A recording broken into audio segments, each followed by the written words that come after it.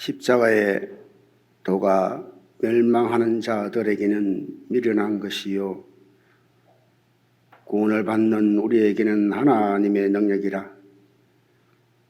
나는 부활이요 생명이니 나를 믿는 자는 죽어도 살겠고 무릇 살아서 나를 믿는 자는 영원히 죽지 아니하리라 말씀하신 주님, 죽음의 권세를 이기시고 부활의 첫 열매를 이루어 주신 주님을 찬양합니다. 우리를 너무도 사랑하셔서 죄와 사망 가운데서 건지시려고 독생자 예수 그리스도를 내어주신 하나님께 찬송과 영광을 돌려드립니다. 주님께서는 우리의 구원을 위하여 골고다 언덕 고난의 길을 걸어가셨건만 우리는 오늘도 안목의 정욕을 따라 영화로운 성공과 존경받는 위치만을 바라보고 있습니다. 주님, 우리의 부족함을 용서하여 주옵소서. 우리가 예수님을 모습을 바라보며 주님께서 받으셔야 할 영광을 우리가 받으려 하지 말고 주님이 걸어가신 그 고난의 길을 뒤따라 걸어가는 자들이 되게 인도하여 주옵소서. 우리에게 맡기신 십자가를 기쁘게 짊어지고 주님의 길을 따르는 제자의 삶을 살아갈 수 있도록 은혜 베풀어 주옵소서. 또한 십자가의 고난 없이는 부활의 영광에 동참할 수 없음을 우리가 깨달을 수 있도록 인도하여 주옵소서. 말씀 전하실 목사님 영육간의 강건함을 허락하시고 담임 목사님을 잘 보좌하여 남산 공동체를 잘 이루어 나갈 수 있도록 인도하여 주옵소서. 부활의 첫 열매를 이루신 예수님의 이름으로 기도드리옵나이다. 아멘.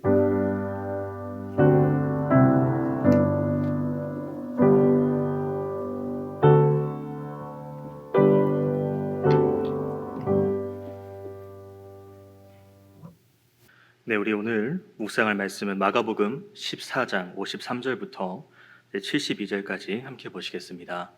마가복음 14장 53절부터 72절 말씀입니다. 조금 본문이 긴데요. 그래도 이제 우리 한 절씩 함께 교독해서 읽었으면 좋겠습니다. 찾으신 줄 알고 한 절씩 교독하겠습니다. 그들이 예수를 끌고 대제사장에게로 가니 대제사장들과 장로들과 서기관들이 다 모이더라. 베드로가 예수를 멀찍이 따라 대제사장의 집들 안까지 들어가서 아랫사람들과 함께 앉아 불을 쬐더라.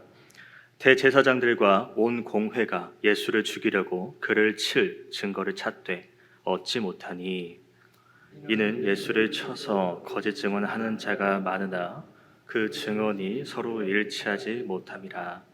어떤 사람들이 일어나 예수를 쳐서 거짓 증언하여 이르되 우리가 그의 말을 들으니 손으로 지은 이 성전을 내가 헐고 손으로 짓지 아니한 다른 성전을 사흘 동안에 지으리라 하더라되 그 증언도 서로 일치하지 않더라. 대제사장이 가운데에 일어서서 예수에게 물어 이르되 너는 아무 대답도 없느냐? 이 사람들이 너를 치는 증거가 어떠하냐 하되 침묵하고 아무 대답도 아니하시거늘 대제사장이 다시 물어 이르되 내가 찬송받을 이의 아들 그리스도냐? 예수께서 이르시되 내가 그니라.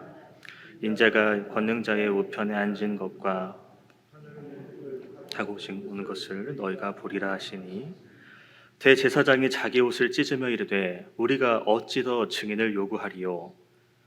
그 신성 모독하는 말을 너희가 들었도다. 너희는 어떻게 생각하느냐 하니 그들이 다 예수를 사형에 해당한 자로 정죄하고 어떤 사람은 그에게 침을 뱉으며 그의 얼굴을 가리고 주먹으로 치며 이르되 선지자 노릇을 하라 하고 하인들은 손바닥으로 치더라. 베드로는 아랫뜰에 있더니 대제사장의 여중 하나가 와서 베드로가 불 쬐고 있는 것을 보고 주목하여 이르되 너도 나사렛 예수와 함께 있었도다 하거늘 베드로가 부인하여 이르되 나는 내가 말하는 것이 무엇인지 알지도 못하고 깨닫지도 못하겠노라 하며 앞들로 나갈새 여종이 그를 보고 곁에 서 있는 자들에게 다시 이르되 이 사람은 그 도당이라 하되 또 부인하더라. 조금 후에 곁에 서 있는 사람들이 다시 베드로에게 말하되 너도 갈릴리 사람이니 참으로 그 도당이니라. 그러나 베드로가 저주하여 맹세하되 나는 너희가 말하는 이 사람을 알지 못하노라 하니 닭이 곧 두 번째 울더라. 이에 베드로가 예수께서 자기에게 하신 말씀 곧 닭이 두 번 울기 전에 내가 세 번 나를 부인하리라 하심이 기억되어 그 일을 생각하고 울었더라. 아멘. 자, 이제 겟세마네 동산에서 예수님께서는 이제 체포되셨고 이제 대제사장에게 끌려가 신문을 받으시는 장면이 이제 등장합니다. 마가복음을 읽었지만 이제 병행 본문이 요한복음을 살펴보면 우리가 그 대제사장으로 여기는 대제사장만 나오지만 이제 그 이름이 나오는데요. 가야바의 장인 안나스가 등장을 합니다. 물론 이 안나스는 전 대제사장이라고 기록하고 있는데요.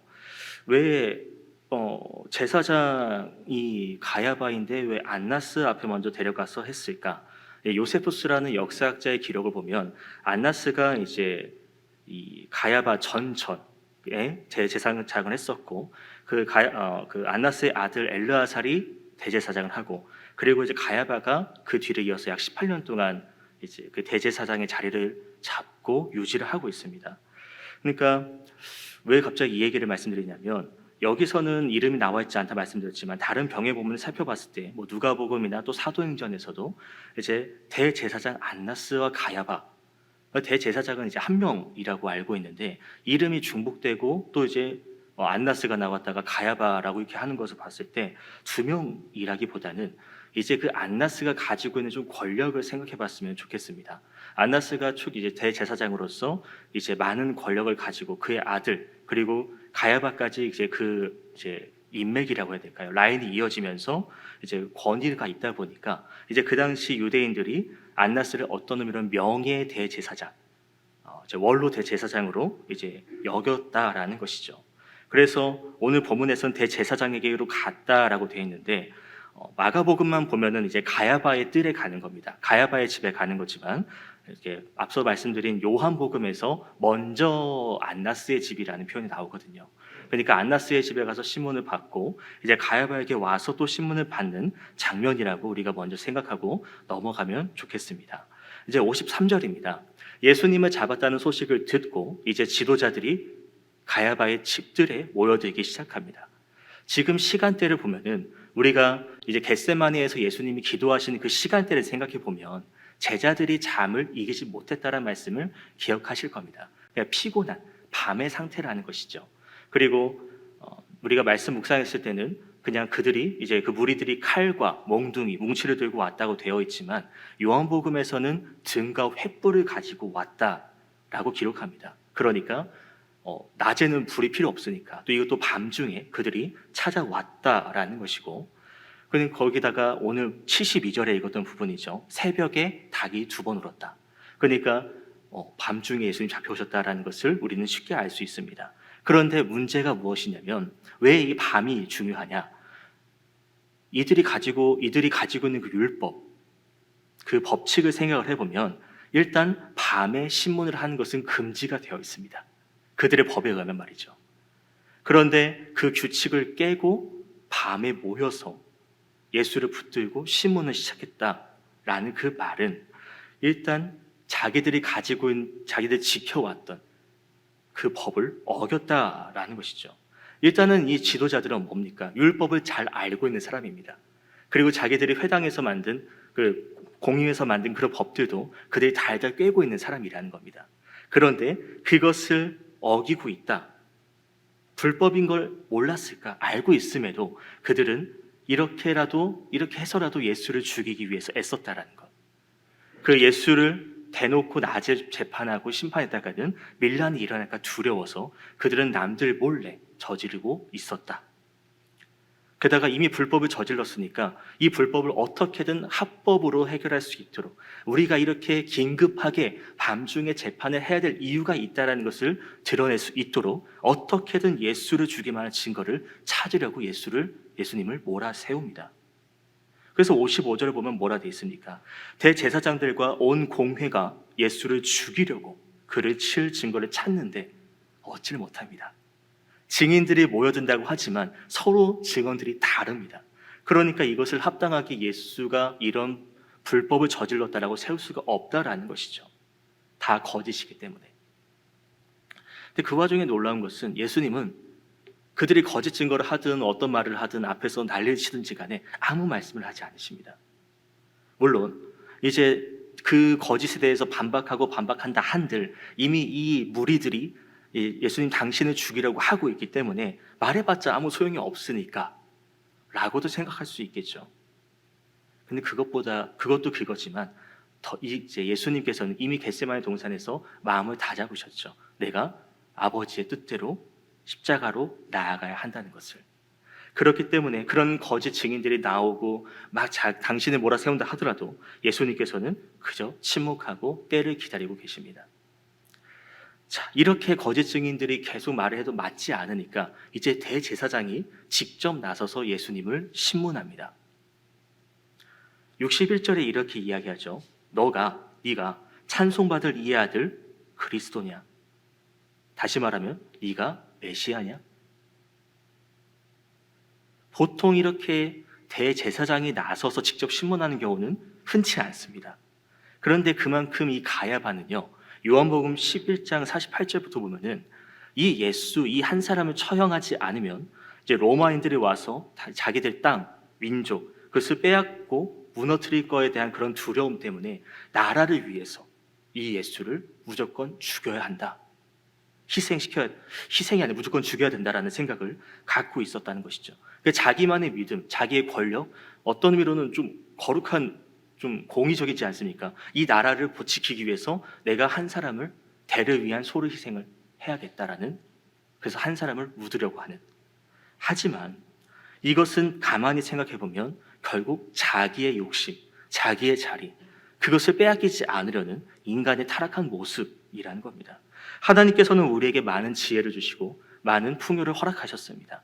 살 길을 다 열어주셨는데 이제 그 율법을 알고 외우고 그 다른 어떤 유대인들보다도 가장 율법을 알고 이해하는 그들이 하나님의 뜻을 외면하고, 심지어 우리가 그 헤롯 왕, 그러니까 예수님이 태어나셨을 때 헤롯 왕이 이 예수가 어디서 태어났냐라고 물었을 때 그들이 뭐라 말합니까? 여기서 태어났어요. 예수님이 태어나신 장소를 알고 있는 그들이지 않습니까? 그러면은 예수라는 존재가 메시아라는 것을 이미 알고 있고, 그런데도 그들은 그 예수가 자기보다 더 유명해지고 더 능력 있고 더 뛰어나질 것 같으니까 안 되겠다. 말로는 국가를 위해서, 나라를 위해서라고 말하지만 속으로는 결국 자기를 위해서. 그러니까 이런 것을 보면 꼭 이때만이 아니라 지금도 그렇습니다. 이제 권력을 가진 사람들을 보면 어떻습니까? 당당하고 불법이 아니라면 그 권력을 누리는 것에 대해서 우리는 뭐라 하지 않을 겁니다.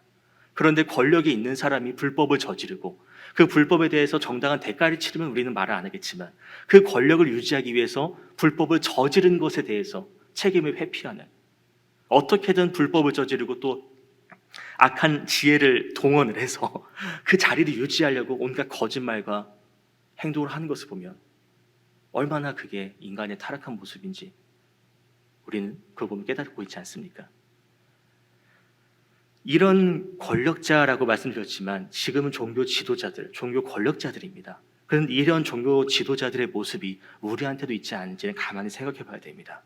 우리가 예수를 믿고 따른다고 말하고 그리스도인이라고 자부한다고 하지만 정작 돈이나 명예, 권력에 의해서 이 세상에 적당히 타협을 하고 있고, 그 권력을 유지하기 위해서 말씀을 외면하고 멀리하고 있다면 정말 죄송한 얘기지만 우리가 정말 그리스도인이라고 말할 수 있겠습니까? 오히려 그러한 삶을 통해서 다른 사람들이 나의 모습을 보고 오히려 예수님을 모욕하고 예수님을 매달고 있지 않습니까?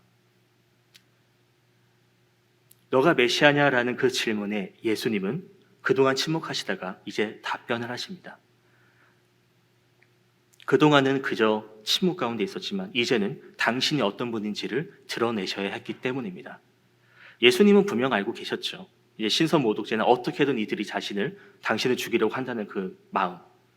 그러나 이미 내가 당신께서 어떤 죽음을 당하셔야 하는지, 어떻게 죽어야 하는지를 알고 계신 분이었기 때문에 그들이 물론 들어도 외면할 거고 귀를 막고 안 들으려 하겠지만은 이것을 말하면 내가 죽음의 길로 걸어가는 것이지만 그래도 예수님은 선포하십니다. 62절이죠. 내가 그니라.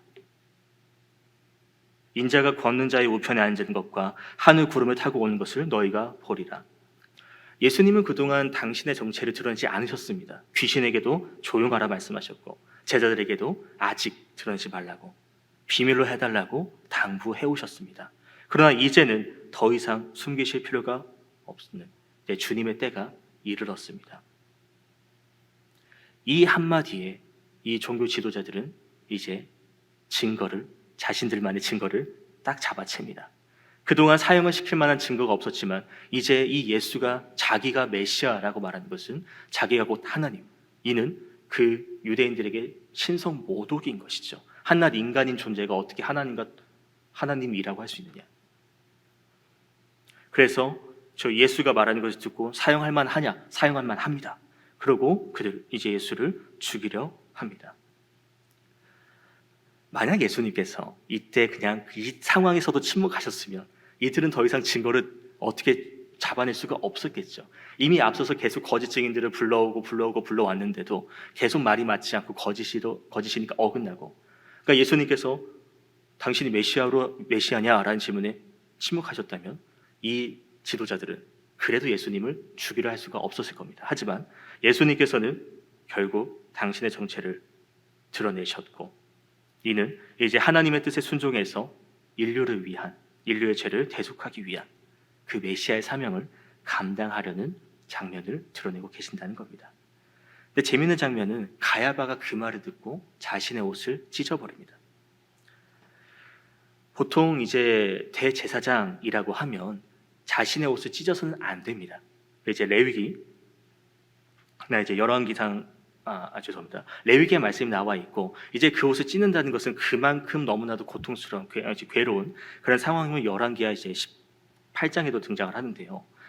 내가 이 말을 듣고 어떻게 인간이 하나님을 모독하느냐, 어떻게 하나님을 사칭할 수 있느냐, 자기 딴에는 이거는 내가 도저히 용납할 수 없는 너무나도 슬픈 일입니다 라고 이제 표현을 하는 겁니다.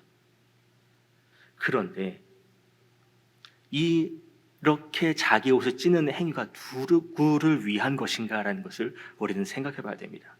63절부터 보면은 우리가 더 증인을 요구할 필요가 없다. 이 신성모독하는 말을 너희가 들었지 않느냐? 어떻게 생각하냐? 사형에 처해야 된다. 사형에 합당한 자입니다. 해당은 된 자입니다. 죽입시다. 그리고 65절도 뭐 어떻게 합니까?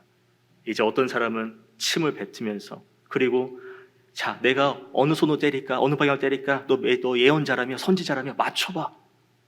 그리고 주먹으로 때리고 하인들 손바닥으로 때리고 얼마나 비참한 장면입니까? 그들은요 예수님이 이제 죽을 자라니까 이제 신성 모독한 자니까 막 조롱하고 모욕합니다.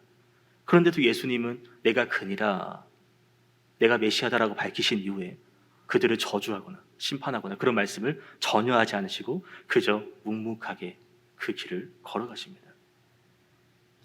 그러니까 이런 장면을 보면 우리가 물론 예수님처럼 될 수는 없지만 하나의 도전을 받게 됩니다. 이 세상에 살아가면서 이제 손해보는 것에 대해서 우리는 민감하죠. 내가 당하는 것, 피해받는 것, 난 피해받을 사람이야 라고 우리가 그것을 감내하고 넘어갑니까? 피해받으면 당한 대로 갚아줘야 되고 내가 손해보는 것은 너무나도 싫고 이거는 당연한 모습입니다. 그런데 그게 그 안에 과연 예수님의 모습이 흔적이 남아있을까? 이 종교 지도자들은 어떻습니까? 자신의 그 권력, 그 명예, 그 재물을 지키기 위해서 예수라는 존재를 꺾어내립니다. 타락했죠. 이렇게 세상과 적당히 타협하고 로마가 두려워서 자기가 그 자리를 잃어버릴까 두려워서 이 메시아라는 것을 알고 있음에도 그 메시아를 묻어버리려고 하는 모습. 그럼 우리는 어떻습니까? 예수 그리스도를 알고 구원받았다고 이야기하며 말씀을 묵상하고 살아간다고 하는데 이 세상과 우리는 얼마나 타협을 하고 살고 있습니까? 예수님은 능히 12영 더 되는 천사를 불러서 직결 처분하실 수도 있었습니다. 맘만 먹으면 하나님께 구해서 천사를 불러서 이들을 모두 쓸어버릴 수도 있는 분입니다. 그런데도 그런 모욕을 당해도 예수님은 그저 아버지의 뜻대로 걸어 나가십니다. 그렇다면 우리는 주님께서 말씀하시는 그 고난과 섬김, 그 길을 우리는 얼마나 따라가고 있습니까? 이제 베드로를 잠깐 살펴보겠습니다. 이제 54절 잠깐 올라가서 보시면 베드로가 예수님을 따라갑니다. 근데 바로 옆이 아니라 멀찍이 따라갑니다. 이것은 정말 물리적으로 거리가 멀었다고도 볼 수 있겠지만 지금 베드로와 예수님과의 마음의 거리라고도 볼 수 있겠습니다. 이 베드로가 이제 스스로 수제자라고도 이야기하고요. 그리고 예수님께서 이제 너희가 오늘 밤 나를 다 버릴 것이다 라는 그 말씀에 베드로는 그 말씀 뜻도 제대로 모르면서도 저는 절대 예수님을 안 떠납니다. 저는 언제든지 주님을 버리지 않겠습니다. 다 주를 버려도 저는 안 버립니다 라고 당당하게 선포했던 인물입니다. 그만큼 자기 이제 믿음 확신이 있었다는 것이죠. 그런데 이제 그 믿음 그런 담대함으로 이제 그 종의 귀를 자르기도 하고, 근데 예수님이 자기 그런 충성심, 그런 믿음을 보고도 오히려 자기를 꾸중하고 그 종의 귀를 고쳐주시고 끌려가시는 거 보니까 어라? 그럼 내가 그동안 섬겨왔고 따라왔던 이건 뭐가 되는 거지? 이거 잘못하다가 나까지도 같이 묶여서 죽는 거 아닌가? 그런 갑자기 소극적인 모습으로 바뀌어버립니다. 이처럼 우리도 그렇습니다. 이제 세상과 타협이라는 말씀을 앞서 말씀드렸는데요. 우리가 주님과의 관계를 적당히 이 정도 시간 생활하면 되겠지, 이 정도 섬기면 되겠지, 그동안 내가 해왔던 게 열심히 있었으니까 그래도 주님이 내가 잠깐 좀 더디게 걸어도, 내가 잠깐 거리를 둬도 주님 제 믿음 아시죠? 제가 그동안 해왔던 거 다 기억하시죠 주님? 그럼 이 정도 제가 신앙생활을 해왔으면 조금 더디게 걸어도 잠깐 쉬어도 되지 않겠습니까? 잠깐 제가 쉬고 다른 것에 눈을 돌려도 되지 않겠습니까? 라고도 할 수 있겠지만 그러다 보니 어떤 문제가 생깁니까? 68절 보시면 그 이후부터 베드로가 예수님을 부인하고 또 부인하고 또 부인합니다. 주님을 안 따르는 게 아니에요. 어떻게든 멀리서라도 주님의 뒷 발자취를 따라갑니다. 그런데 멀찍이 멀리서, 물론 전적으로 신앙생활하는 게 쉽다고는 말씀 못 드리겠습니다. 나도 이제 삶이 있고 내 시간이 있고 내가 이제 여러 관계를 맺다 보니 하나님도 사랑하고 이웃도 사랑해야 되니까 이웃과의 관계도 내가 신경 써야 되지 않겠습니까? 그런데 문제는 그렇게 말하면서 우리가 적당히 여기도 있다가 저기도 있다가 적당히 신앙생활하면서 적당히 세상과의 유익까지 추구하고 있다면 그것은요, 죄송합니다, 위험한 신앙입니다. 계시록 3장에도 어떤 말씀이 있죠? 라오디게아 교회를 향해서 뭐라 말씀하십니까? 네가 차든지 덥든지 하라고. 미지근한 신앙의 태도는요, 지적 대상이 된다는 겁니다. 그렇기에 우리가 이런 베드로의 모습을 보면서 내가 멀리 떨어져 있어서는 안 되고 가까이 주님 앞에 한 걸음 더 꾸준히 그 믿음을 지켜나가야 하는구나 라는 것을 생각했으면 좋겠습니다. 주님과의 적당한 거리를 유지하다가 멀리 떨어지게 된다면 이렇게 베드로처럼 예수님을 부인할 수도 있기 때문입니다. 자, 72절입니다. 닭이 두 번째 울고요. 베드로가 예수께서 자기에게 하신 말씀, 곧 닭이 두 번 울기 전에 네가 나를 세 번 부인하리라. 그 말이 기억되고 베드로는 울어버립니다. 베드로가 세 번 부인했을 때 닭이 두 번 울고 이제 베드로는 예수님께서 하신 말씀이 떠올랐다는 것이죠. 이제 누가복음을 또 살펴보시면은 닭이 울 때 주께서 돌이켜서 베드로를 보셨다라고 기록합니다.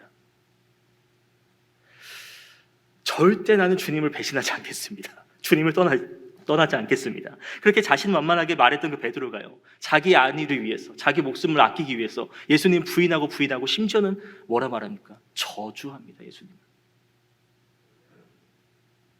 71절이죠. 베드로가 저주하고 맹세하였다.